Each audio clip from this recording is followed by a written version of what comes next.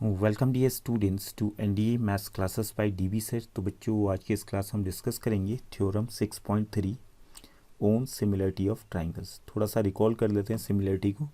Okay, दो triangles आपस में सिमिलर कब होते हैं? जैसे कि हमने स्टार्टिंग में डिस्कस किया था जब इंट्रोडक्टरी क्लास थी हमारी ओन सिमिलरिटी ऑफ ट्राइंगल्स में। तो फिर से मैं रिकॉल कर रहा हूँ चीज़ें। दो ट्राइंगल्स सपोज करो आपके सामने में है, ट्राइंगल ABC और ट्राइंगल PQR यहाँ पर आपको दिख रहा होगा। ठीक है, अगर इनके कॉरस्पॉन्डिंग एंगल्स एक दूसरे के इक्वल हो जाएं और साथ साथ में कॉरस्पॉन्डिंग साइड्स का रेशियो भी इक्वल हो जाए तो हम कहते हैं कि दो ट्राइंगल सिमिलर हैं। तो यहाँ पे मान लेते हैं ट्राइंगल ABC का एंगल A जो है ट्राइंगल PQR के एंगल P के बराबर है, और ट्राइंगल ABC का एंगल B ट्राइंगल PQR के एंगल Q के बराबर है, and in the same manner angle C जो है एंगल R के बराबर है। ओके, तो ये कॉरस्पॉन्डिंग एंगल्स का जो आपका पेयर बना है ये आपस में इक्वल हो गया।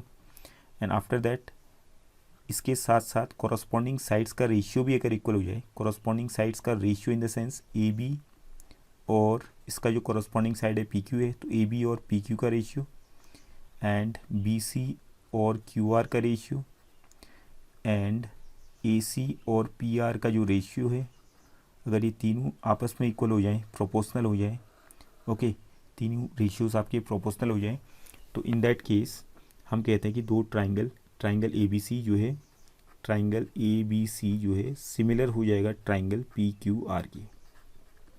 ओके, तो ये तो हमारा था पूरा रिकॉल हमने कर लिया कि दो ट्राइंगल्स सिमिलर कब कहलाए जाते हैं, जब उनके कॉरस्पॉन्डिंग साइड्स तो इक्वल होनी चाहिए, साथ में उनके कॉरस्पॉन्डिंग साइड्स का रेशियो भी इक्वल होना चाहिए, तब जाके हम कहते हैं कि दो ट्राइंगल सिमिलर होंगे आपस में। ओके, तो यहाँ पे सिमिलरिटी के लिए कुछ क्राइटेरियाज वगैरह बनी है। ओके, जैसे आपने क्लास 9 में कॉन्ग्रुएंसी ऑफ ट्राइंगल्स पढ़ा था तो वहाँ पे आपने कुछ क्राइटेरियाज आपको याद होंगे कि दो ट्राइंगल्स को कॉन्ग्रुएंट प्रूफ करने के लिए जैसे कुछ क्राइटेरिया थे। Hope you remember SSS, SAS, ASA, AAS और RHS। तो उसी टाइप से यहाँ पे भी सिमिलरिटी के लिए भी कुछ क्राइटेरिया बने हैं। दो ट्राइंगल्स को सिमिलर प्रूफ करने के लिए तीन यहाँ पे क्राइटेरिया है। तो पहला क्राइटेरिया थ्योरम 6.3 के फॉर्म में है, ये आपका क्राइटेरिया है ए वाला। ठीक है, एंगल एंगल एंगल। ओके, इसको हम शॉर्ट में एंगल एंगल भी बोलते हैं। ओके, अगर आपके सामने में दो ट्राइंगल्स हैं और दोनों ट्राइंगल्स के अगर कॉरस्पॉन्डिंग एंगल्स एक दूसरे के इक्वल हो जाएं, ओके, हमें साइड्स को चेक करने की जरूरत नहीं कि साइड्स का रेशियो जो आ रहा है वो इक्वल आ रहा है नहीं आ रहा है, मीन्स कॉरस्पॉन्डिंग साइड्स का जो रेशियो है प्रोपोर्शनल है या नहीं है, ये चेक करने की आपको ज़रूरत नहीं है। केवल आपने यहाँ पे इस क्राइटेरिया के हिसाब से अगर आपके सामने में दो ट्राइंगल्स हैं और उनके कॉरस्पॉन्डिंग एंगल्स अगर एक दूसरे के इक्वल हो गए तो कॉरस्पॉन्डिंग साइड्स का जो रेशियो बनेगा ऑटोमेटिकली इक्वल हो जाएगा, वो आपको चेक करने की जरूरत नहीं है। ठीक है, चेक क्या करेंगे आप? केवल एंगल्स चेक करेंगे। दो ट्राइंगल्स के अगर कॉरस्पॉन्डिंग एंगल्स इक्वल हो गए तो हम डायरेक्टली कहेंगे कि दोनों ट्राइंगल आपस में सिमिलर होंगे, उनको सिमिलर होना पड़ेगा। ओके, और इनके जो कॉरस्पॉन्डिंग साइड्स का रेशियो है ऑटोमेटिकली इक्वल हो जाएंगे। Okay, in the same manner अगला क्राइटेरिया जो हम अगली क्लास में डिस्कस करेंगे theorem 6.4 and after that theorem 6.5। तो यहाँ पे कुछ और क्राइटेरिया भी हैं जैसे SAS, ओके, और SSS। तो इसके बाद वाले में हम SSS डिस्कस करेंगे, side side side, and after that at the end we will discuss SAS। ओके, तो ये जो थ्योरम है इसको हम प्रूव करेंगे यहाँ आज की क्लास में। तो जैसे कि मैंने आपसे कहा एंगल एंगल एंगल को हमने एंगल एंगल भी कह दिया, क्योंकि आपको जाहिर सी बात है अगर कोई भी दो ट्राइंगल आपके सामने में है उनके दो एंगल्स आपस में इक्वल हो गए, ठीक है, मीन्स दो एंगल्स आपस में इक्वल हो गए तो जाहिर सी बात है तीसरा angle automatically angle sum property से इक्वल हो जाएगा। ओके, सपोज़ कीजिए एक एंगल 30 डिग्री का है और दूसरे ट्राइंगल में भी एक एंगल 30 डिग्री का ही होगा, और मान लेते हैं ये आपका 60 डिग्री का है और दूसरा एंगल यहाँ भी 60 डिग्री, दो एंगल्स आपस में इक्वल हो गए 30 30 60 60। तो जाहिर सी बात है पहले वाले ट्राइंगल का जो तीसरा एंगल है वो बाय एंगल सम प्रॉपर्टी कितना हो जाएगा 180 माइनस 60 प्लस 30, तो 60 प्लस 30 90 हो गया, तो 90 आ जाएगा तीसरा एंगल। और यहाँ पर भी आप एंगल सम प्रॉपर्टी लगाएंगे दूसरे ट्राइंगल में तो दूसरे ट्राइंगल का भी तीसरा एंगल 90 डिग्री आ जाएगा ऑटोमेटिकली। तो हम इसको शॉर्ट में ए भी बोलते हैं। अगर दो एंगल्स भी इक्वल हो गए तो तीसरा एंगल ऑटोमेटिकली इक्वल हो जाएगा, दैट मीन्स दोनों ट्राइंगल सिमिलर हो जाएंगे। ओके, तो ये प्रॉपर्टी आप दिमाग में रखिएगा फिलहाल, क्योंकि क्वेश्चंस को जब हम सॉल्व करेंगे तो केवल ये क्राइटेरिया का यूज़ करेंगे, ना कि थ्योरम को पूरा प्रूव करेंगे। बट यहाँ आज की क्लास में हम थ्योरम को तो इसको पूरा डिटेल में जानते हैं, इसका प्रूफ वगैरह सीखते हैं। ओके, अब देखिए जैसे कि आप देख रहे होंगे यहाँ पे स्टेटमेंट क्या है थ्योरम का, इसको देख लीजिए एक बार। थ्योरम 6.3 कहता है if in two triangles corresponding angles are equal then their corresponding sides are in the same ratio and hence the two triangles are similar। Means अगर कोई भी दो ट्राइंगल हैं आपके सामने में है, उनके कॉरस्पॉन्डिंग एंगल्स अगर एक दूसरे के इक्वल हो गए तो उनके कॉरस्पॉन्डिंग साइड्स का जो रेशियो है ऑटोमेटिकली क्या हो जाएगा, इक्वल हो जाएगा, सेम हो जाएगा। एंड हम कह सकते हैं कि दोनों ट्राइंगल्स फिर आपस में सिमिलर हो जाएंगे। ओके, अब देखिए इसका प्रूफ हम स्टार्ट कर रहे हैं। तो गिवन में हमारा क्या था, गिवन में मान लेते हैं इन triangle A B C and triangle P Q R, इन दो ट्राइंगल में एंगल ए एंगल पी के बराबर मान लेते हैं। ओके, एंड एंगल बी जो है एंगल क्यू के बराबर है मान लेते हैं, एंड एंगल सी जो है एंगल आर के बराबर हो गया। मीन्स कॉरस्पॉन्डिंग एंगल्स आपस में इक्वल हो गए हैं, ये हमें गिवन है। और हमने क्या प्रूव करना है, to proof triangle A B C similar to triangle P Q R, ये हमने प्रूव करना है। तो इसको प्रूफ करने के लिए हमें कंस्ट्रक्शन की ज़रूरत पड़ेगी। तो कंस्ट्रक्शन हम क्या करेंगे, यहाँ देखिए कंस्ट्रक्शन हमने क्या किया। अब फिगर में चले जाते हैं हम लोग। फिगर पे जैसे जो ए बी की लेंथ है, ए बी की लेंथ के बराबर यहाँ पे दूसरे ट्राइंगल में पी क्यू में मैं इतना ही काटूंगा। मीन्स यहाँ पे एक पॉइंट लूँगा पी क्यू पे मैं एक पॉइंट ले लिया, मान लेते हैं इस पॉइंट को मैंने एम मान लिया। ओके, मीन्स यहाँ कंस्ट्रक्शन हमने क्या किया, ए बी की जितनी भी लेंथ थी वो पी एम की लेंथ के बराबर होगी। ओके, ए बी और पी एम की जो लंबाई है इक्वल होनी चाहिए। And in the same manner P R के ऊपर एक पॉइंट लिया मैंने, point N. Okay, such that A C is equal to P N, A C और पी एन इक्वल हो जाए। तो आप फिगर में देख रहे होंगे ए सी कहाँ पे और पी एन कहाँ पे। ओके, तो ए सी और पी एन क्या हो जाए, आपस में इक्वल हो जाए। A B equal to P N and A C equal to P N. Okay, A B equal to P M and A C equal to P N. अब क्या करेंगे, हम एम और एन को ज्वाइन कर देंगे। ओके, तो अब इसका प्रूफ मैं स्टार्ट कर रहा हूँ गिवन कंडीशंस के अकॉर्डिंग जो भी है उसका यूज़ करते हुए।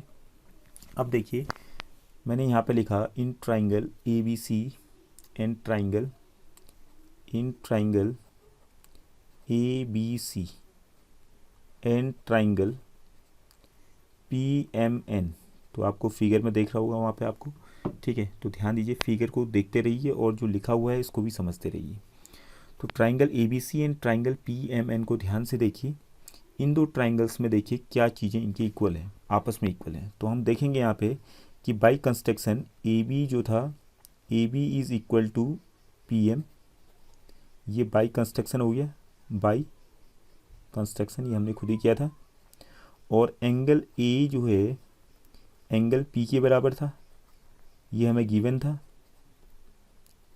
ओके, एंड ए सी जो है पी एन के बराबर है, ये हो गया by construction. Okay, so therefore दोनों ट्राइंगल आपस में क्या हो जाएंगे, कॉन्ग्रुएंट हो जाएंगे एस ए एस का यूज़ करते हुए। So therefore by S A S side angle side triangle A B C is congruent to triangle P M N. तो ट्राइंगल ए बी सी और ट्राइंगल पी एम एन आपस में congruent हो गए। अगर ये दोनों ट्राइंगल कॉन्ग्रुएंट हो गए तो यहाँ से हम कह सकते हैं कि angle B is equal to angle M by C P C T corresponding parts of congruent triangles। Okay, but यहाँ पे मैं लिख दिया बट एंगल बी किसके बराबर था, हमें गिवन क्या था। तो गिवन को रिकॉल कीजिए, एंगल बी हमारा था एंगल क्यू के बराबर में। It was given to us. इन दोनों को अगर हम देखें, केवल ये दो स्टेटमेंट जो हमने लिखे हुए हैं, एंगल बी एंगल एम के बराबर है और नीचे में लिखा हमने angle B is equal to angle Q. तो इन दोनों को अगर आप स्टडी करें तो things which are equal to the same thing are equal to one another वाली कहानी आ रही है, क्योंकि एंगल बी जो है एंगल एम के बराबर है और एंगल बी जो है एंगल क्यू के बराबर है। तो एंगल एम और एंगल क्यू दोनों एंगल बी के बराबर हैं, तो एंगल एम और एंगल क्यू भी आपस में इक्वल हो जाएंगे। Okay, this implies that angle M will be equal to angle Q. Angle M angle Q के बराबर हो गया। अब देखिए आप ट्राइंगल पी क्यू आर में जाइए, देखिए एंगल एम कहाँ पे है, यहाँ मैंने डार्क कर दिया एंगल एम को, एंगल एम को डार्क कर दिया है, देख रहे होंगे आप, और एंगल क्यू नीचे में मैंने इसको भी डार्क कर दिया। Angle M is equal to angle Q. अगर ये दोनों आपस में इक्वल हैं तो दोनों आपस में कौन से एंगल्स हो गए, कॉरस्पॉन्डिंग एंगल्स हो गए। ठीक है, तो यहाँ से हम कंक्लूजन निकाल सकते हैं कि अगर एंगल एम एंगल क्यू के बराबर है, so this implies that M N जो है पैरेलल हो जाएगा किसके, क्यू आर के, क्योंकि कॉरस्पॉन्डिंग एंगल्स कब इक्वल होते हैं, जब लाइंस पैरेलल होंगी। ओके, तो लाइंस पैरेलल ही नहीं होंगी तो कॉरस्पॉन्डिंग एंगल्स के इक्वल होने का कोई सवाल ही पैदा नहीं होता है। तो वी कैन से दैट अगर एंगल एम एंगल क्यू के बराबर है तो एम एन को पैरेलल होना पड़ेगा क्यू आर के। ओके, अगर एम एन पैरेलल है क्यू आर के तो रिकॉल बेसिक प्रोपोर्शनलिटी थ्योरम। तो अब चलते हैं हम in triangle P Q R, ये जो हमने अभी भी लिखा था, क्या लिखा था हमने, M N is parallel to Q R, इसको दोबारा लिख दिया मैंने, M N is parallel to Q R, ये बताने के लिए हो गया आपका कि एम एन क्यू आर के पैरेलल है। So therefore by basic proportionality theorem BPT, तो यहाँ पे जो रेशियोज बनेंगे P M upon M Q बराबर हो जाएगी इसके P N upon N R के। ओके, अब थोड़ा सा हमने यहाँ पे क्या करना है, देखिए मुझे P M upon P Q चाहिए, P M upon M Q नहीं चाहिए, मुझे P M upon P Q चाहिए, क्योंकि एम क्यू की बात करें तो एम क्यू तो कुछ है ही नहीं। ठीक है, एम क्यू कुछ है ही नहीं का मतलब ये हुआ कि हमने दो ट्राइंगल की बात की थी, ट्राइंगल ए बी सी और ट्राइंगल पी क्यू आर। तो हमने जब बात की तो हमें या तो वो ट्राइंगल ए बी सी की साइड होनी चाहिए, ट्राइंगल पी क्यू आर की साइड होनी चाहिए। तो बट पी एम को तो चलो कहानी एक एक्सेप्टेबल है कि पी एम जो है ए बी के बराबर था, तो पी एम की जगह पे मैं ए बी भी लिख सकता हूँ लास्ट में। ठीक है, तो यहाँ पे ये साइड वाली बात तो क्लियर होगी, ट्राइंगल ए बी सी की साइड निकल जाएगी, बट एम क्यू से तो कुछ बनेगा नहीं। तो हम क्या करेंगे, एम क्यू को हटाना है हमने, तो एम क्यू को हटाने के लिए इसको ऊपर लाएंगे, रेसिप्रोकल करेंगे यहाँ पे दोनों साइड में, और उसके बाद +1 ऐड करेंगे ताकि हमारा पी क्यू बन जाए। ओके, तो यहाँ पर हमने क्या किया, ये जो रेशियोज थे इनको उल्टा किया, रेसिप्रोकल किया इनका, तो यहाँ पर आ जाएगा M Q upon P M, फिर उसके बाद +1 कर दिया दोनों तरफ, N R upon P N +1, LCM लीजिए तो क्या आ जाएगा आपका M Q plus P M upon P M, आपका एलसीएम था, equal to N R plus P N upon P N, आपका एलसीएम था। ओके, तो अब बताइए फिगर को देखिए, ट्राइंगल पी क्यू आर को देखिए, एम क्यू और पी एम को जोड़ के क्या बन रहा है, देखिए आप एम क्यू और पी एम, इन दोनों को ऐड कीजिए, तो दोनों को ऐड करने पे आपका बनेगा पी क्यू। तो ये आपका पी क्यू आ चुका है जिसकी ज़रूरत थी हमें, इक्वल टू एन आर और पी एन को जोड़िए, एन आर आपका नीचे में दिख रहा होगा आपको, ये एन आर और पी एन ये है आपका, दोनों को ऐड करके क्या बन जाएगा, P R upon P N. Okay, फिर से रेसिप्रोकल कीजिए, P M upon P Q, उल्टा कर दिया फिर से वंस अगेन। ओके, और यहाँ पे भी आपने उल्टा किया तो आ जाएगा P N upon P are.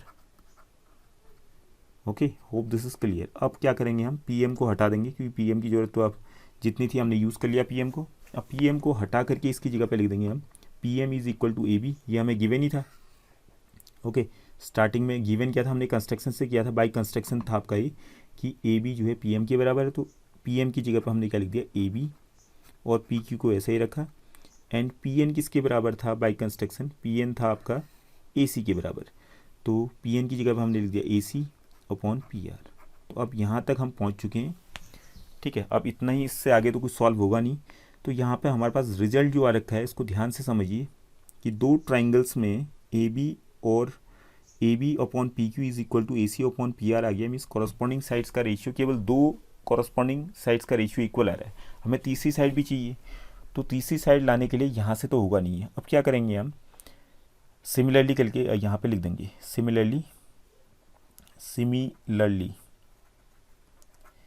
A B upon P Q, A B upon P Q जो है B C upon Q R के बराबर भी आ जाएगा। तो ये कहाँ से आएगा, इसके लिए हमें फिर से ये पूरे स्टेप्स दोबारा करने पड़ेंगे, बट यहाँ पे आपको शो करने की ज़रूरत नहीं है। ओके, यहाँ पे आपको पूरा डिटेल में, क्योंकि नहीं तो ये सारे स्टेप आपको रिपीट करने पड़ेंगे वंस अगेन, क्योंकि यहाँ पे आपको ट्राइंगल को घुमाना पड़ेगा। ठीक है, जैसे यहाँ पे आपको ट्राइंगल ए बी सी को मैं अगर ये आपका क्लॉकवाइज डायरेक्शन में घुमाऊँ घड़ी की दिशा में, तो बी जो है ऊपर चले जाएगा, मीन्स ये ट्राइंगल आपका किस टाइप से बन जाएगा, ऊपर में मैं लिख देता हूँ, ए की जगह पे बी आ जाएगा और सी की जगह पे ए आ जाएगा एंड बी की जगह पे सी आ जाएगा। इन द सेम मैनर इसको भी आप क्लॉकवाइज डायरेक्शन में घुमाएंगे तो पी की जगह पे कौन आ जाएगा, क्यू, और क्यू की जगह पे आ जाएगा आर, और आर की जगह पे आ जाएगा पी। ओके, फिर आपने कंस्ट्रक्शन ऐसे ही करना है जो हमने यहाँ पे किया, सेम प्रोसेस आप रिपीट करेंगे। तो eight the and what you will get, means eight the and इसी टाइप से आप बढ़ेंगे। तो बीपीटी का यूज़ करते हुए आप बढ़ेंगे आई को, फिर आप उल्टा करते हुए फिर +1 करेंगे, फिर जोड़ेंगे, फिर लास्ट में फिर उल्टा करेंगे, तो आपके पास रिजल्ट ये आ जाएगा लास्ट में, B C upon Q R will be equal to A B upon P Q. तो B C upon Q R A B upon P Q के बराबर आ जाएगा सिमिलरली करते हुए। ठीक है, तो ये सारे स्टेप्स आपको दोबारा दिखाने की जरूरत नहीं, तो हम तभी हमने यहाँ पे लिख दिया सिमिलरली। इसी प्रकार से A B upon P Q भी B C upon Q R के बराबर आ जाएगा। तो hence this implies that things which are equal to the same thing are equal to one another, one second वाली कहानी आ गई। तो दोनों रेशियोज़ आपके A B upon P Q के बराबर हैं, तो हम कह सकते हैं कि अगर ये दोनों ratios A B upon P Q के बराबर है तो दोनों भी आपस में बराबर हो जाएंगे, और जो कि A B upon P Q के बराबर होंगे।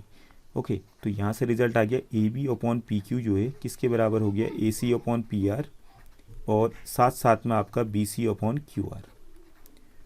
ओके, तो हमें जो गिवन था, हमें गिवन था कि ट्राइंगल ए बी सी और ट्राइंगल पी क्यू आर में कॉरस्पॉन्डिंग एंगल्स इक्वल थे, angle A equal to angle P, angle B equal to angle Q, और angle C equal to angle are.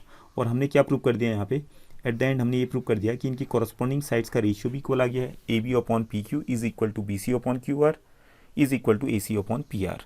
Okay, so therefore this thus we can say that triangle ABC is similar to triangle PQR। Okay, क्योंकि corresponding angles तो equal थे ही थे, साथ में हमने prove कर दिया कि कॉरस्पॉन्डिंग एंगल्स इक्वल होने से क्या रिजल्ट आया, इनके कॉरस्पॉन्डिंग साइड्स का रेशियो भी इक्वल बन गया है। तो इतना ही होता है सिमिलरिटी में, corresponding angles equals and corresponding sides का जो रेशियो है अगर वो प्रोपोर्शनल है, इक्वल है, तो in that case we say that the triangles are similar. तो thus we can say here that triangle ABC is similar to triangle PQR। Okay, hope this is clear. तो simple से आपका ज़्यादा कुछ नहीं है, कंस्ट्रक्शन आपने दिमाग में रखने हैं।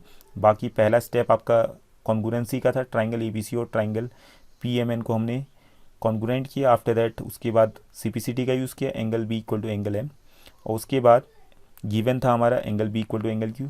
तो इन दोनों से हमारा रिजल्ट क्या आया, angle B equal to angle M, angle B equal to angle Q से हमारा रिजल्ट आया angle M equal to angle Q। और एंगल M और एंगल Q इक्वल हो गए तो हम कह सकते हैं कि कॉरस्पॉन्डिंग एंगल्स हैं और आपस में इक्वल हैं। So this implies that MN is parallel to QR। तो MN अगर पैरेलल हो गया QR के, तो हमने रिकॉल कर दिया बेसिक प्रोपोर्शनलिटी थ्योरम को। ट्राइंगल PQR में MN is parallel to QR, so therefore PM upon MQ is equal to PN upon NR। Okay, तो उसके बाद फिर हमने इसको उल्टा किया, रेसिप्रोकल किया दोनों तरफ, +1 किया, उसके बाद जो रिजल्ट आया आपके सामने में है।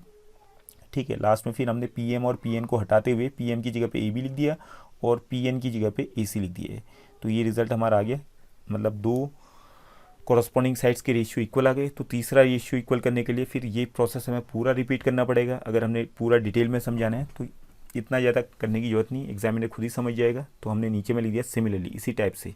ठीक है, अदरवाइज़ मैंने आपको समझा दिया था कि क्लॉकवाइज या एंटी क्लॉकवाइज डायरेक्शन में जैसे भी आप घुमाओ तो आपको कहानियाँ समझ में आ जाएंगी। फिर सेम स्टेप्स आपने पूरे करने हैं इसी टाइप से, और तीसरा रेशियो भी आपका इक्वल आ जाएगा। Okay, hope this is clear. आज की क्लास में इतना ही। In the next class we will discuss theorem 6.4। Okay, thank you for today's class.